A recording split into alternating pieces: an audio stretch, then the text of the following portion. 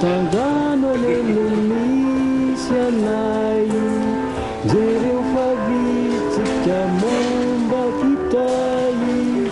ity manapatranao.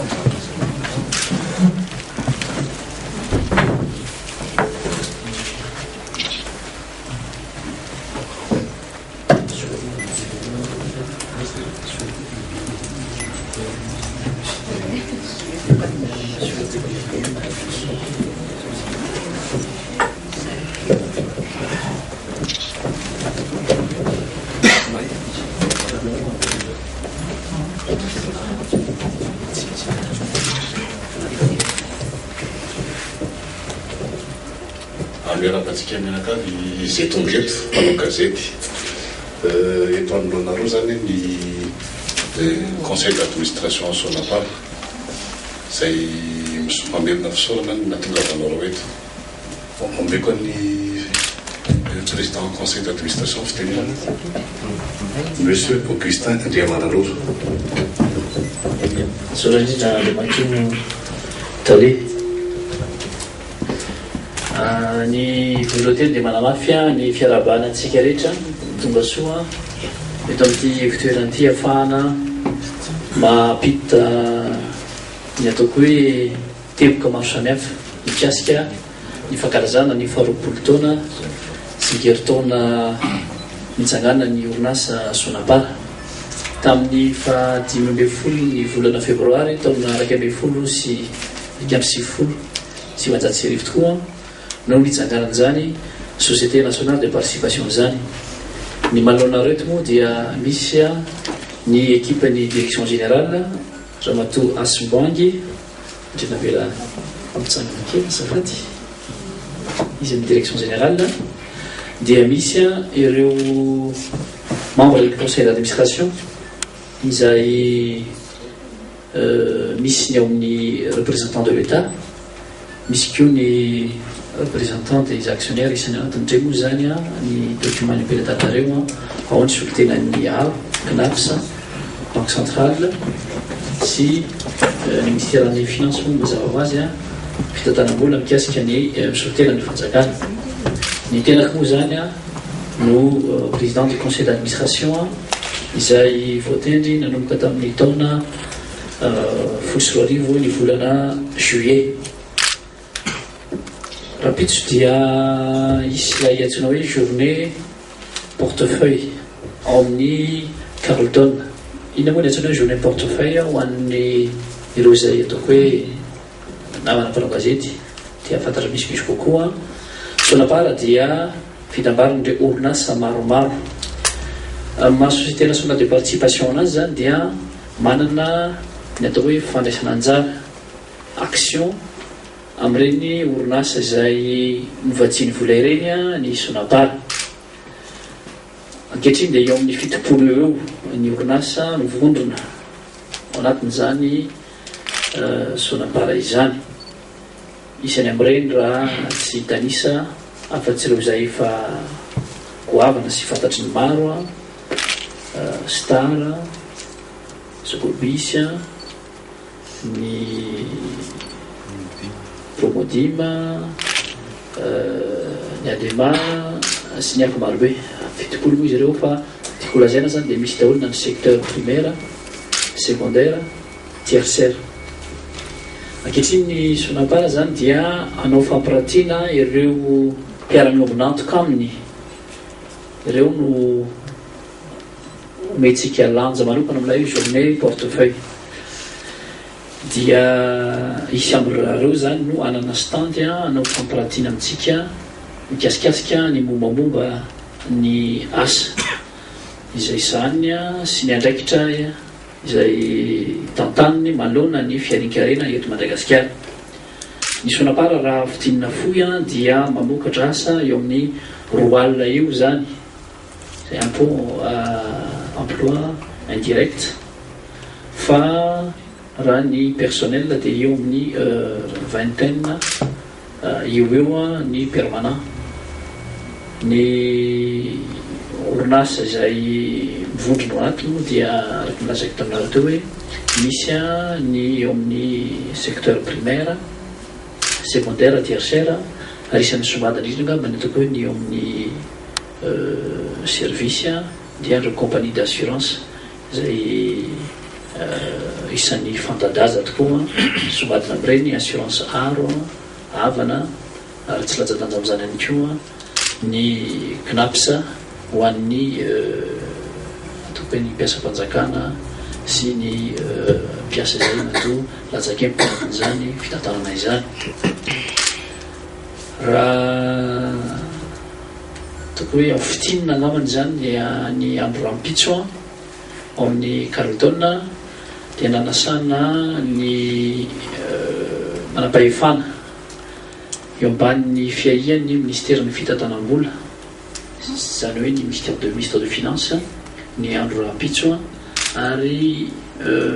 ministre amin'ny niveau gouvernementa anankisivy no nasaina anotrona izany. Isiny amin'ireny ny ministre ny toekarena, ny ministre ny fampianarana, ny ministre ny rano, ny ministre ny aménagement du territoire, ny commerce sy ny sisa, agriculture.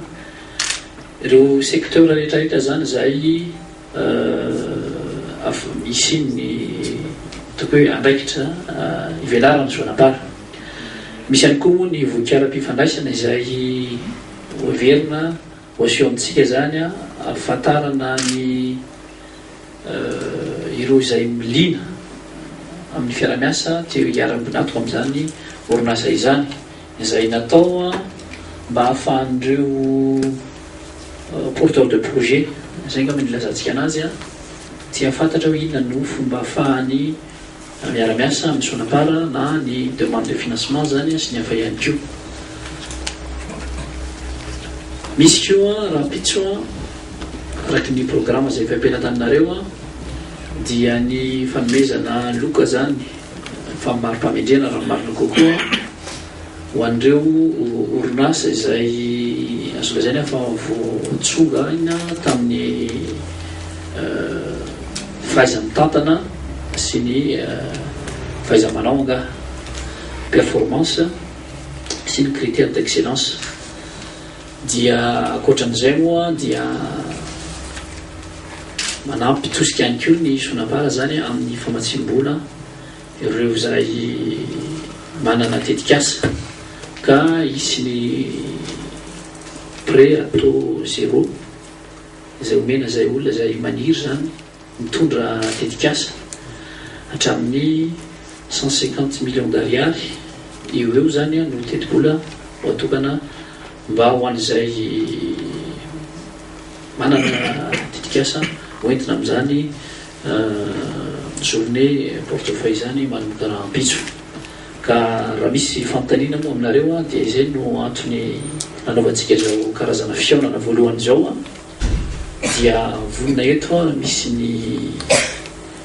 cabinet rasolofo izay miandraikitra ihany koa ny fanaraha-maso ara-bola fitantanana, misy ireo technicien eo anivony sonapara ary misy indrindraindrindra ireto kiamana amin'ny filan-kevitra na conseil d'administration filan-kevim-pitantanana anivony sonapara dia misokatra ny fandraisam-pitenenana. Misaotra tokoa.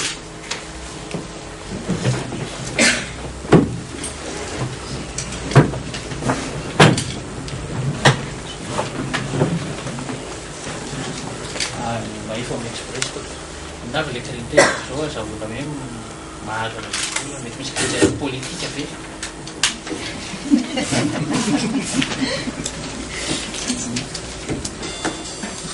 Ny critère angamba tous sauf politique satria anahirana any amin'izao andro ilana fitoniana zao a no hoe misy vola ho an'izay maniry hitondra mpampivoarana kanefa de politika itorantsika anazy fa maromarina kokoa dia pertinence, critère de pertinence amin'ilay projet. Critère anankiray izay nieritreretanay moa tsy maintsy olazainay aminareo ihany koa dia hoe ny originalité les projets ary ny fanajana ny tontolo iainana, zany hoe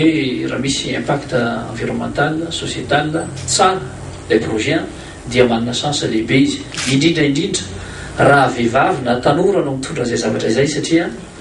amin'ny lanja manokana ny tanora nisy fanapara eo amin'ny hoe traikefa anaovana ny relance sy ny rediminution ny économie.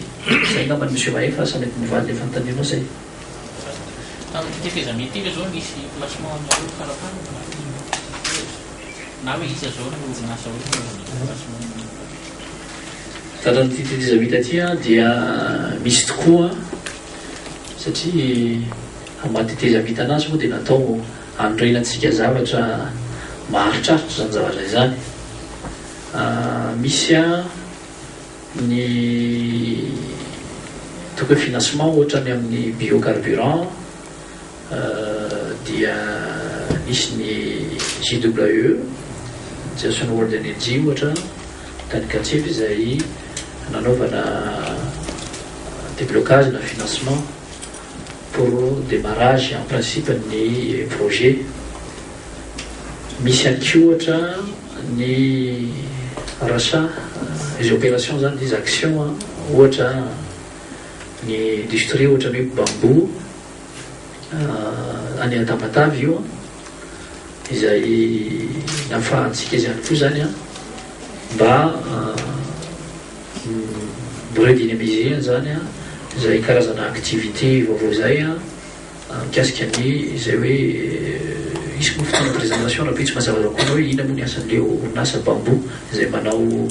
planche na parquet ihany koa à partir ny fibre de bambou izay atao eto Madagasikara ka mamokatra mitrandraka ny akora natoraly zany amin'ny fatratsynana iny dia ny bambou ary mampiasa ihany koa ny vahoaka malagasy. Akoatran'izay moa misy ohatra ny rachat des actions koa ny CIPED augmentation de capital en sonapara zany zany hoe fahatsika manafitra reo orinasa zay mety ho sahirakirana mila kotiposy ary tsy manakina koa zany ao antsika zany zay manao opération azo lazaina hoe porteur ihany koa dia ny famarotan'ny sonapara ohatra ny action ny par rapport amin'ny Villa Pradon sy ny Sepia. Eto moa ny équipe direction générale angamba ny raha lafin'ny teknika afaka manazavazava misy kokoa antsika zay mety lina kokoa hoe ohatrany ahoana moa zany hoe endriky ny rafim-pitantanana fa ny zavatra azo antoka sy mafana ankehitriny dia nanao amin'ny chiffre d'affaires zany général dia misy azo tsapahitanana ny vokatra tamin'ny taona 2024 satria eo amin'ny résultat net de 80 plus de 80% eo zany par rapport amin'ny année précédente. Zay no na dia eo aza ny fahasahiranana zany satria betsaka ny orinasa zay azo lazaina fa sahirana noho ny antony crise ary izay indrindra no mahatonga an'ilay journée de portefeuille rapitso mafahantro reo mitondra reo etaetana zay hoe doléance des entreprises des opérateurs économiques hoe inona moa ny zavatra indrasana amin'ny fanjakana mba ahafahantsika manao relance ny économie ohatra ny hoe amin'ny mesure fiscale ny politique douanière sy ny hafany koa dia rapitsy moa isy ny conférence débat zany izay andraisan'ireo technicien sy ny olona manatraikefa amin'izany amelabelatra aminareo mpanao gazety mikasika izay verindrareo fa toromarika sy etaeta ahafahantsika mampiroborobo ny fiarikarena eto Madagasikara. Raha manana fanampingamana amatoroa tarejiana raha dia omeko anazy amin'ny fanafirenena. Merci Monsieur le Président. Efa feno angamba ny voalaza teo raha momba ny activité an'ny Sonapar antenaina fa hitondra hatrany ny fanatsarana eo nivon'ny portefeuille sy ny fanampiana indrindrindrindra amin'ny resaka conseil sy assistance satria zay zany ny tena mission an'ny Sonapar ankoatran'ny hoe mitondra financement ho an'ireo société efa ao anatiny ao ary misintona hatrany zay mety projet innovant sy respectueux zany de l'environnement mety te hitsangana zany anantona zay moa natonga ny hoe somary mipetrapetraka na nisitrisitrika ny Sonapar hatramin'izay niezaka ny sokatra kely zany mampafantatra ny grand public inona marina le activité zay nanapahana hevitra hoe aleo manokatra site amin'izay dia angatahako angamba ny namatsika hiprésenter vetivety les sites web ny Sonapar zay vao natao en ligne zany misaotra tompoko. Ny adresy dia sonapar.mg zany. Ny contenu zany raha hoe hotsorotsorona dia hoe manazava indrindra zany mikasika ny ataon'ny Sonapar zany ao anatiny ny fomba fiasa sy ny mikasika an'izay rehetra ary misy présentation an'ireo entreprise vitsivitsy zany zay ao anatin'ny portefeuille ny Sonapar. Tiako sotomina kely ny anareo zany hijery kely eo amin'ny resaka hoe opportunité d'affaires zay rubrique manokana zany natao ifandraisana liritra zany atsika zay manana projet na zay olona mieritreritra koa zany investir satria zany ao anatin'ny rubrique io zany no ahitana ohatra zao ny tenen'ny monsieur le PCA teo zany le misy hoe concours de financement na PME dia azavainao zany ny ambanivangy mikasika ny concours io ary ohatra zany misy ny acquisition zany na session na action de participation zany zay mety m'intéressé atsika dia ho aseho anatin'ny rubrique io ihany koa. Farany misy zany ny espace anankiray ataontsika hoe revue de presse ahafahana zany mijery zany ny vaovao économique zany zay mety m'intéressé atsika zany condensena information ihany moa zany izy io zay information misy zany eto amintsika amin'ny resaka économique ary nezana no classena par secteur par domaine d'activité sy ny sisa zany izy io mazava ho azy fa araka mahacondense anazy zany misy référence foana zany mikasika ny source d'information nangarana amin'ny vaovao afahantsika mahita an'izany akaiky koa raha ohatra misy zavatra tokony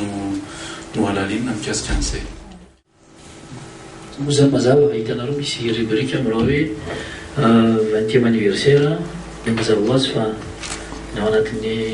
revue de presse na 20e anniversaire dia ireo asatananareo mbanao gazety izay kirakirany zany no misy nipetraka ao anatin'izany ka dia manatena ny fiarah-miasa mavitrika avy amintsika tsy raha aby zany mba anatevina zany site internet zany ny farany angamba tiako zay tsy voalaza teo dia ny site internet dia nahafahana indrindrindra aloha voalohany en tant que hoe support de communication en ligne anazy dia betsaka reo orinasa mety avy any ivelany mety afaka mitsidika ny voronkalam-pifandraisana io ihany koa ka mety lina amin'ny hoe inona ny zavatra azony atao eto Madagasikara mety anao activité vaovao izy na mety anao reprise d'activité ihany koa fa na zany na tsy zany misy ohatra endroit de téléchargement na formulaire raha hoaninareo zany zay te manana projet dia fa azonao téléchargenao ihany koa ny formulaire zany ahafahana mametraka ny candidature dia mazava ho azy ny contact moa ho an'izay olona lina dia misy ny adresse mailaka sonapar@move.mg manampiandry ilay adresse mety hoe sonapar@sonapar.mg dia ny toerana misy ny Sonapar moa dia teona zay ningatsika rehetrarehetra tamarena raha nandray ny kara tsika dia amin'ny maison de produit à 60 hectares 5e étage anatandanga mania de trouver mieux fa mbola hoentsika miaraka miadalana ihany moa ny vaovao mikasika zay zavatra izay diako marina dia ny fanapara ankehitriny dia tsy mionona fotsiny amin'ny hoe placement fa miezaka ny ampitatra ny activité-any isan'izao orientation any amin'izany ny secteur immobilier dia mety isy projet izay vitsivitsy amin'ity taona ity ho ampifantarina aminao mpanao gazety ihany koa zany isan'ny activité any sonapara ihany koa dans l'immobilier ankoatran'izay moa dia betsaka ny araka ny lazaiko taminareo teo hoe ireo porteur de projet izay manana idée originale na zavatra everitsika fa tsara tokony hotrandrahana dia volona zany ny sonapara ny anampitosika anazy ireny amin'ny lafin'ny famatsim-bola ihany koa